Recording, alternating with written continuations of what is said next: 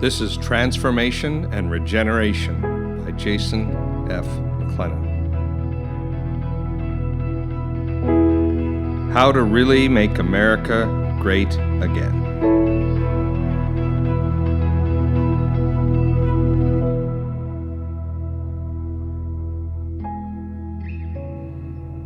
As a Canadian who has now lived in the U.S. for 27 years, married an American, and founded businesses here, I have really begun to understand this country.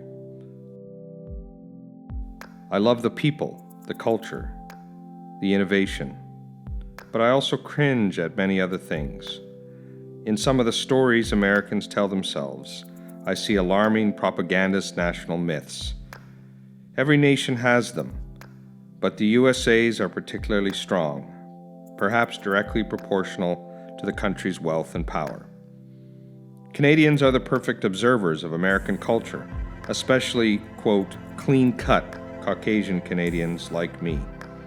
It's like being invited into the back room. People assume I'm American. I look and sound American. And as a fellow white male, they let down their guard fully. I've been privy to goings-on in the business world that would shock and upset a lot of people. I've heard the locker room talk and the true state of commerce, and yes, the very real white privilege that exists. There is shocking white privilege in this country. Yet since I'm Canadian and not American, when I go abroad, I also get a true sense of how other nations view America. "Oh, you're Canadian. I thought you were American," they say. And then they proceed to tell me what they really think of the United States. I do think this is one of the greatest countries in the world, perhaps one of the greatest in modern history. There is so much to be proud of, and yet almost every nation cringes at the rhetoric that routinely comes out of the U.S. political landscape about just how superior this country is or was, depending on which mythology is being championed. But what is generally left unsaid is the U.S. is a country with a deeply checkered past and troubling mythologies that hold it back by propagating significant pain and division, manifesting nowadays politically. For America to truly be great again, to play on the crazy rhetoric of the Trump campaign, it needs to examine the excessive white male privilege that is ingrained within its institutions and cultural norms. The false nostalgia for social simplicity with cultural norms and institutions that prop up that privilege and make up the very qualities that have diminished America and keep it from greatness today. These are also the very qualities of the American empire that trouble most of the world. From my vantage, to truly make America great requires beginning a deep process of healing and reconciliation that can only be done through a sustained, honest, and at times painful dialogue that truly recognizes the injustice of the past and present and acknowledges how these injustices continue to affect its people today. A process of reparations and mature national dialogue starts with an acknowledgement of a different view of history, that America is only great because it was built on the back of a lot of suffering, exploitation, genocide, racism, and environmental degradation. The U.S. is the world's top empire currently. And empires are only ever built on the backs of people and the environment. That is the core part of the definition of empire, because it requires the dominance of multiple cultures and peoples with a centralized ideology and power structure. America isn't unique in this regard. Exploitation is the MO of any dominant empire, and the British, Spanish, French, Portuguese, to name just a few, have modeled this to devastating global effect in pursuit of their far-flung empires they once controlled, including, of course, this country.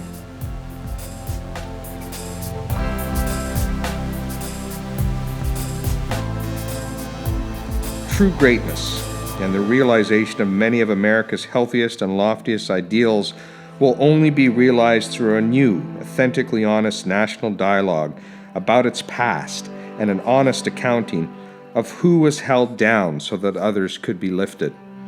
Emerging from that dialogue, we'll need a multi-decade process of active reparations and reconciliation, the process through which a whole nation can greatly heal from its past, honor and acknowledge who has suffered the most, and advance the nation together as a whole.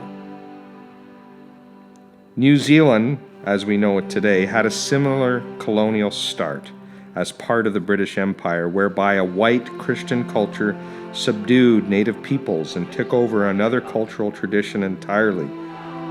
Recently, New Zealand has invested in the kind of process of healing I am promoting the U.S. undertake. Their reconciliation has resulted in a more beautiful, culturally rich nation. It's not perfect, and they would admit they have a long way to go, but it is bringing cultures together in a new and regenerative way. The Australian welcomed a country that opens every meeting and discussion in that colonial country is a constant acknowledgement that reconciliation is not done once and forgotten, but is a living tradition of respect, apology, forgiveness, and unity. More recently, Canada has begun this journey of reconciliation, which has included returning significant native lands to Indigenous control and admitting to and apologizing for terrible policies enacted on First Nations people, like the horrific policy of residential schools and reservations. Reconciliation in the U.S. will perhaps be a more nuanced and complex undertaking than in most countries, where the need exists. The legacy of pain is wide and deep and multifaceted here. The complexity and daunting nature of the issues here result in a nation that generally skirts around the issues at best or denies them altogether. Avoidance is an immature and dangerous trend to carry in the national psyche decade after decade, as it allows for extreme and dangerous views to stay alive that manifest as hate crimes and violence. It also means that the country is at risk of toggling between two ends of an unhealthy spectrum: unapologetic racism on one end and a hypersensitive political correctness on the other.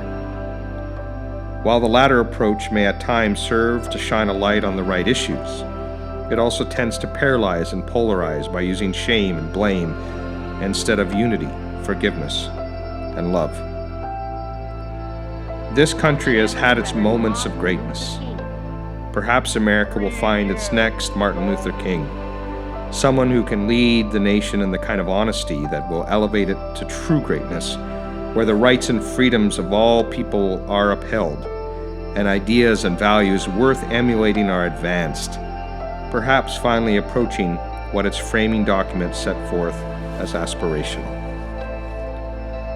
I don't know if this leader should be black, white, brown, yellow, man, woman, or transgendered. I do know that white men of substance, those who still represent the culture and gender that has benefited the most from the exploitation of minorities, will have to step up in large numbers. This reconciliation process requires establishing a sustained movement, building on the momentum of various recent social justice campaigns like Black Lives Matter and the Women's March, that somehow reaches across the aisle in a more fulsome, complete, and deep manner. It should not be the black community alone proclaiming that Black Lives Matter. It should not be women alone marching in the streets for gender equality. It is imperative that those who have historically held them back, privileged white men, join in these causes. Reparations do not mean that any single individual today is responsible for the actions of their ancestors. I am not suggesting people should feel shame and guilt and despise their own history in order to elevate the history and culture of historically oppressed peoples. I am quite proud of my Scottish and French heritage, Trading negative energy for negative energy will not be generative. Looking to the past for reparations is an act of healing, whereby we can truly acknowledge the pain inflicted by our ancestors on other people. This reflection is not mutually exclusive with being proud of the many wonderful things our culture has produced. Maturity requires that we sit with this nuance and complexity. History happened. It must be acknowledged and stripped of the kind of energy and power that has held this nation back in so many critical ways, while no longer allowing it to be forgotten or brushed under the rug. Part of that process requires recognizing the patterns and the shackles that still exist today, and a willingness to break cycles that continue to repeat and hold many back. Currently, because of the unacknowledged pain and lack of reconciliation, a healthy conversation about race in America doesn't exist. Interested in my people becoming full citizens. Here, people can't talk about race without being labeled racist, and so they don't. In America, people can't share their experiences freely without touching places of unspoken anger and resentment.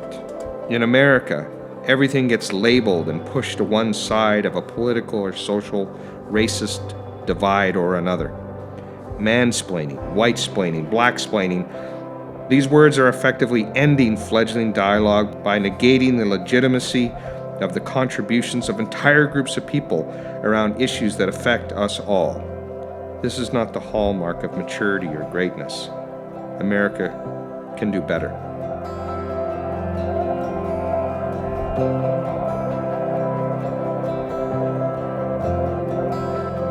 America should embrace the path of reconciliation fully, because we are stronger together, we are more resilient together, and we are greater, indeed only great, together. America is great because of its diversity, its immigrant history, and its roots as a haven. Bring me your tired, your poor, your huddled masses. These words have been forgotten. Too many falsely imagine themselves as the original inhabitants of a land that was in fact stolen from other peoples. They imagine a culture that couldn't have been created. American food, music, art, clothing, without the contributions of people from all corners of the world. Reconciliation requires we re-examine the dangerous or unhealthy mythologies that hold this country back. And I believe the U.S. is easily the most mythologically based culture in the world, rich with stories about individualism, manifest destiny, the role of faith in society, consumerism and consumption, American exceptionalism, self-protection versus community protection, etc., etc. In my opinion, each of these stories weaken the nation and undermine other, healthier mythologies that should be nurtured and held as core to what it means to be American. What are the mythologies we should champion? To create community, its unmatched levels of volunteering and charity, its incredible entrepreneurial spirit and plucky can-do attitude, its sense of justice and obligation to safeguard all people's inalienable rights and freedoms, its intolerance of bullies and willingness to protect the few from the many, its belief in merit-based achievement, its understanding of the need for a separation of church and state, many of the original ideas of the founders, really. So where do we begin? Anywhere might be fine, and multiple places at once too. We might consider building a reconciliation in chronological order, beginning with reconciliation and reparations made towards the indigenous peoples of this country. There must be a public reckoning of the genocide, the cultural appropriations, the outright theft and murder of millions of people who were the first inhabitants of this land, land grabs and relegation to marginalized places, broken treaties and the decimation of cultures, knowledge, and language. These atrocities take many, many generations to recover from, and healing cannot begin until the ongoing diminishment, debasement, and lack of respect afforded to our First Nations people in this country is acknowledged and reversed. The truth needs to be held in the sunlight and taught to our children for years, not hours. Reconciliation needs to then transition to reparations. The first step in repairing right relationship with America's indigenous peoples is to begin honoring the treaties we've made with these sovereign nations. This restores dignity to these nations and lays the groundwork for the repair of our relationships. We now have many examples of what the process of reconciliation and reparations might look like. No approach is perfect, but we have much to learn from the world in this regard. Looking to South Africa's Truth and Reconciliation Committee that guided that nation through a healing process from the devastating effects of apartheid, and to New Zealand, Australia, and Canada's reconciliation processes with their Indigenous populations, provide us with frameworks and lessons on what has worked and what has not. There then needs to be a reconciliation with African Americans and an acknowledgement of the brutal history of slavery that built this country and still echoes here today in the form of violence, upheaval, vicious racism, and the marginalization and segregation of black families. Again, the admission of the ongoing racial profiling, policies of incarceration, and economic injustices suffered by African Americans is foundational to repairing relationships. Next, we need a reconciliation with the Mexican and Hispanic peoples of this nation, an acknowledgement that much of the United States was taken by force from others who had begun to build a nation in huge areas now within the United States, recognizing the broad and rich history of Texas, California, New Mexico, Arizona, and how a lack of acknowledgement of wrongdoing continues to fuel racist policies of immigration and attitudes towards Hispanic people that is once again necessary. Once a healthy reparation and reconciliation is in progress, it will become easier to acknowledge all aspects of history. How Asians were brought over in the 1880s for cheap and dangerous labor and simultaneously marginalized, and how wave after wave of various immigrants from Eastern European countries, the Middle East, and Asia have been mistreated. This can then lead to an honest acknowledgement of American foreign policy, especially since World War II, when the U.S.'s global empire took its full shape. For many nations on the receiving end of disastrous U.S. foreign policies in which we've interfered in unscrupulous and immoral ways for political gain, we represent the very opposite of life, liberty, and the pursuit of happiness espoused in our founding documents. Living with the complexity of admitting to our faults, while simultaneously celebrating all the wonderful ways America has made the world better, like its role in ending World War II, is a difficult but necessary step in maturing as a nation. Finally, a true process of reconciliation must cross from discussions of race and nation to gender and gender orientation, with a full acknowledgement that women, who have also built this nation, have done so while having to bear the burden of servitude, violence, and marginalization. This is not a clarion call to collective shame. You do not tear yourself down when you acknowledge the past. You build everyone up equally together. This recognition is a prerequisite to building a more perfect union. There is white privilege because of history, because of things our ancestors in this country did.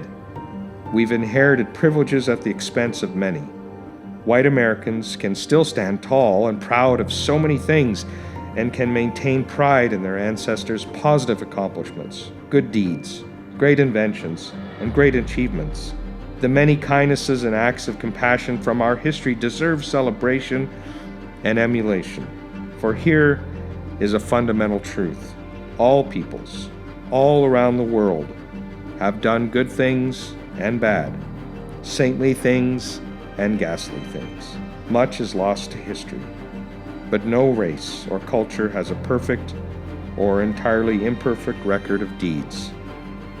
In this country, right now, these are the issues and the history that is undealt with and must be addressed. This is the path to greatness for the earnest and dominant world empire.